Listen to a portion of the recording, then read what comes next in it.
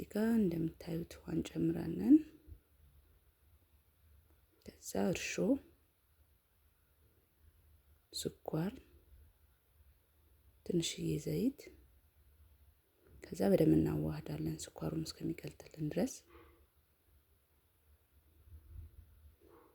እና ዱቄት እየጨመርን እናወካለን ማለት ነው።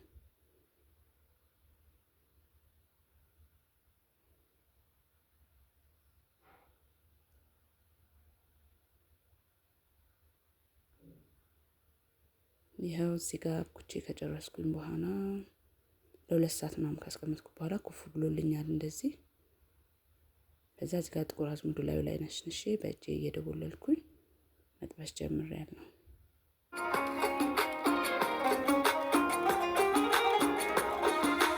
ሲልላችሁ በደንብ ከጠበሳችሁት በኋላ ታወርዱታላችሁ።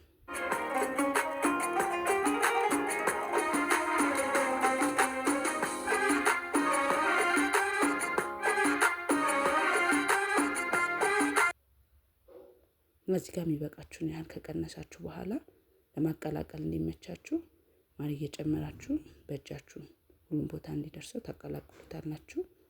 ከዛ የቀረውንም እየጨመራችሁ እንደዚህ ማር እያደረጋችሁ ታቀላቅሉታላችሁ ማለት ነው።